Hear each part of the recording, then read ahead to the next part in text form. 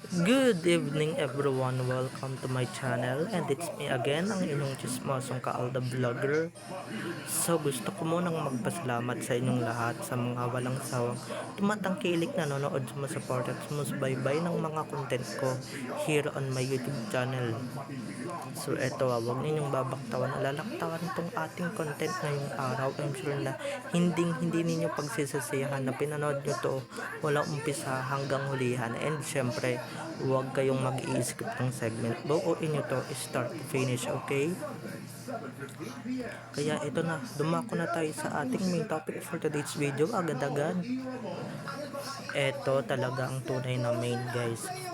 Walang halong kaitiman, walang halong at hindi pangit una sa lahat, natural lang ganda. Siya na talaga ang tunay na main dahil dito sa in-endorse ng product.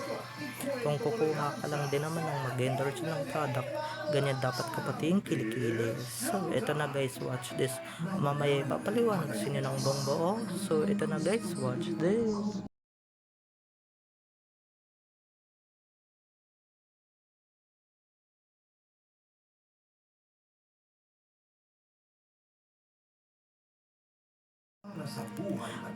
At kung nakita nyo na nga yung recap, so once again si DTO sa mga admins. So eto na, dumako na tayo sa ating main topic for today's video agad-agad. Eto na nga, eto na guys, talagang siya na to, talagang totoong main Mendoza na talaga ang nakikita nyo dyan sa video na yan. Unang-una ba't ko nasabing tunay na main na yan, guys, natural yung ganda, okay? Hindi na mukhang tsakadal, hindi na mukhang manika na nabubulok ang nakikita ninyo, dahil yung nakikita ninyo is natural beauty na napakakinis. And guys, tinaas niya yung kilikili niya, napakaputi, napaka-flawless.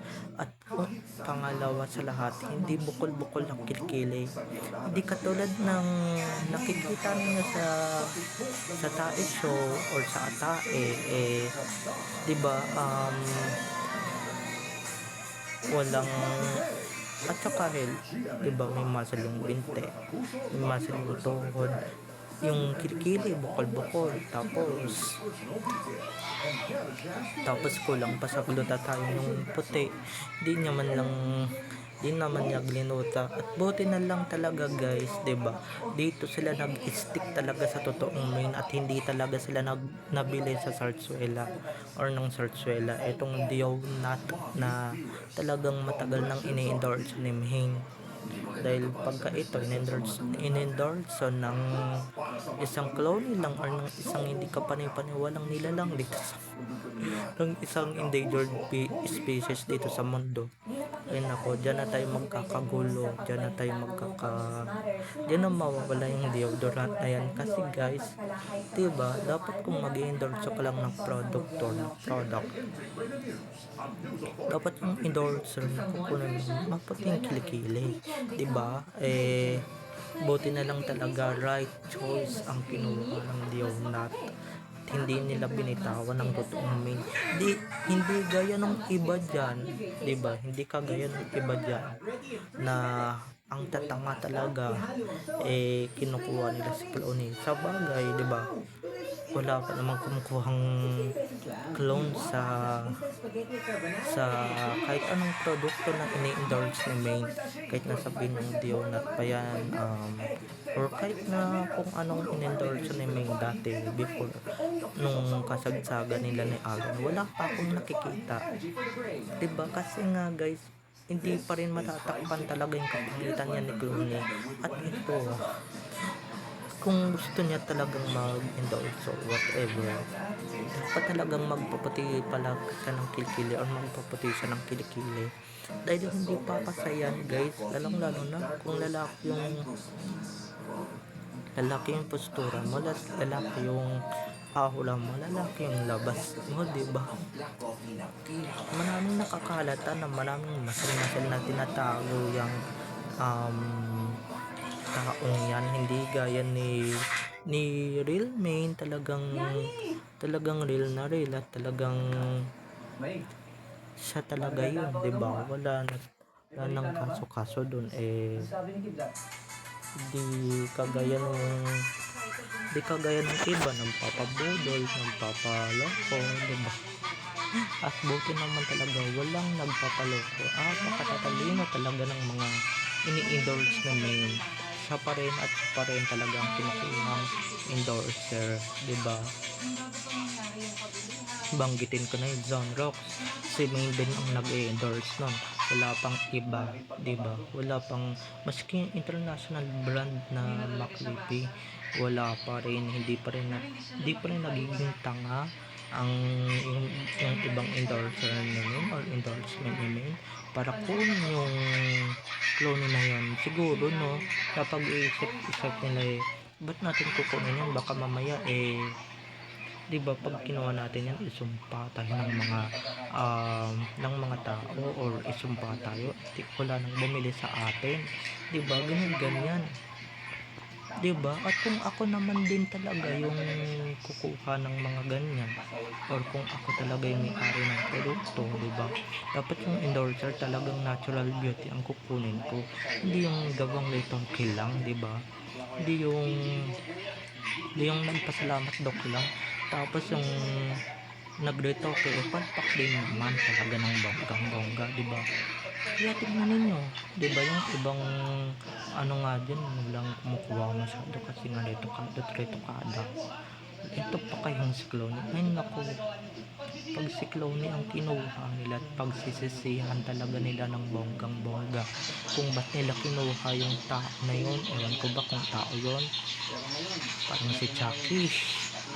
Diyos ko, sa bagay din naman sa kanyang binanggit ko, Chucky doll, diba? Yun na lang talaga ang i-endorse niya dahil bagay talaga sa itsura niya. Hindi bagay sa kanya yung mga glutasayan dahil sobrang itim talaga ni Cloney, diba? Hindi pantay yung pagmumukha, kaya yung mga surgery na usong-uso ngayon, yun yung i-endorse niya. Tapos ipakita niya yung dati niyang face lock noong hindi pa niya ginagaya si May or hindi pa siya nagiging trying hard, 'di ba, nagayahin si Mengay or gayahin si Meng. Yung mga produkto dyan na magtatangkang kunin yung clone na yan, ay nako, ikababagsak na talaga yan ng bonggang bongga, I swear to God. Ikababagsak na yan, mawawala agad kayo sa merkado. Pero sa wakas naman guys, sa wakas wala pa namang tanga, wala pa namang mga ipinupok sa ulo nila, wala pang bato na ipinupok sa ulo nila para kunin ang clone na yan, 'di ba? Kahit nasabihin ninyong ipeke ninyo na si May talaga yan, ito ayan na, napakaputi, napaka flawless, 'di ba? Walang chismis ang kilikili guys, hindi bukol-bukol ang kilikili, hindi kagaya ng isa, 'di ba? Kaya walang nagkakandarapang kumuha dyan sa alaga ng mga kampo ng tersyolista kasi nga alam nilang copycat din naman. Pero ito lang naman yung copycat na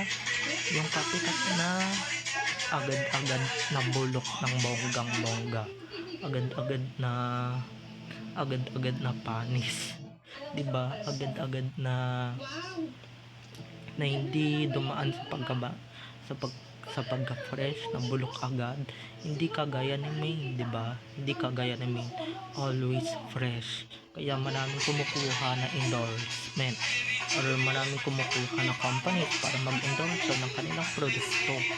Pero yung clone na yan, siguro mag-invento kayo ng pesticide or ng pamatay sa daga. Di ba? Pamatay sa daga, pamatay sa ipis, para sa ganun maawa kayo kay Clonish, kunin ninyo, di ba? Dahil doon naman sa nababagay doon sa mga balok na product o kaya sa expired na lotion, expired na pampaganda, expired na ng mga produkto, expired na pagkain, diba? Doon sa nababagay, pero yung mga endorse namin, diba? Talagang iniisip din nila kung ano ba talaga, sino ba talaga yung kukunin nila, Siyempre, mga high quality ang mga ini-endorse ni May na produkto kasi alam naman nila na laganap naman siguro sa kanila na si Clown yung lumalabas. Pero talagang siguro nare-realize nila na ay hindi naman pala semento, 'di ba? Para kunin natin. Eh, 'di ba, mga high end, mga klase yung endorser ni Main. Yung bench, yung Dionat, and kung ano-ano pang endorser, high class. Pagka pagka si Clown yung kinuha ninyo or nagkamali kayo ng kinuha, ay nako, mawawalan kayo ng class at mawawalan kayo ng mga mamimili. Yan yung dapat inyong isipin at mawawala kayo sa merkado. 'Di ba? Hindi napapansinin yung mga produkto ninyo pag hindi na simin ang endorser ninyo. Yan ang itatak ninyo sa kapote ninyo. And guys, 'di ba? Pag kasi Clowny talaga, halimbawa si Clowny nag-endorse, talagang magiging Flappy Bird yan. 'Di ba? Hindi yan papansinin. Walang interesado, walang bibili. Eh samantalang si Min, bukod sa kilala na, sikat na, maganda, natural beauty, and syempre yung kilikili, endorser siya ng Dionat, diba? Kaya yung kilikili pinag-uusapan natin. Yung kilikili, Diyos ko, napakaputi at walang chismis, diba? Hindi gaya nung isa, I'm sure nagkakabuk sa kilikili. Diba? At saka yung binte, guys, perfect na perfect. Babaeng babae. Hindi kagaya ni Cologne. Yung katawan ni Clown, Diyos ko, lalaking lalaki. Sa bagay, ito naisip ko lang, since lalaki naman siya, bagay siya sa Century Tuna. Diba, sa Superbugs, total katawang lalaki naman siya. And syempre, pero wag na rin, baka walang bumili sa Century Tuna, diba? Upper class din yung mga ini-endorse, mga nagiging endorser, no? Ang mga kinukuha nilang artista. Pag si Clown yung kinuha ng mga yan, ay nako, walang bibili sa inyo, itagano yan sa bato. Kaya please lang, iwas-iwasan ninyong magkamali sa mga nagkakamali dyan. Huwag ninyo kukunin si Clowny dahil baka mamaya malito kayo, okay? Dahil baka mamaya makuha ninyo di oras.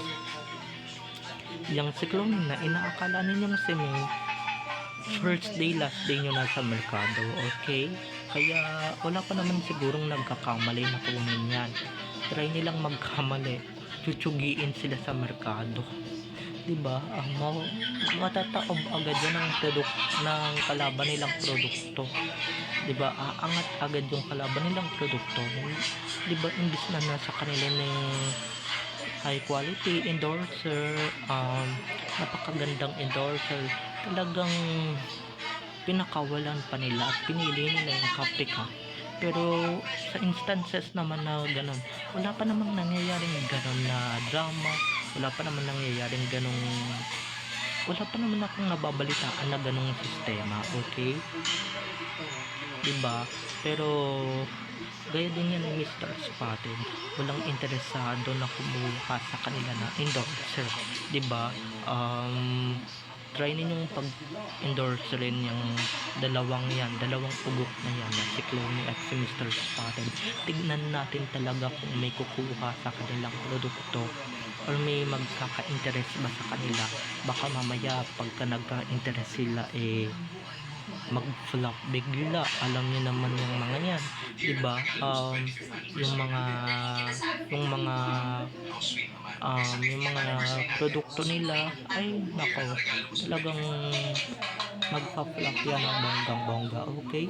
So, babay na mga ka-EDN, don't forget to subscribe to my YouTube channel, and syempre, huwag ninyong kalimutan na i-click ang notification bell para sa ganon ma-notify kayo sa mga susunod ko pang i-upload na mga videos tungkol kina May at Alden, and syempre tungkol sa kanilang mga buhay-buhay inside or outside man yan sa showbiz. Babay na mga ka-EDN, I love you all, have a nice day, keep safe and God bless everyone. Bye bye, enjoy watching.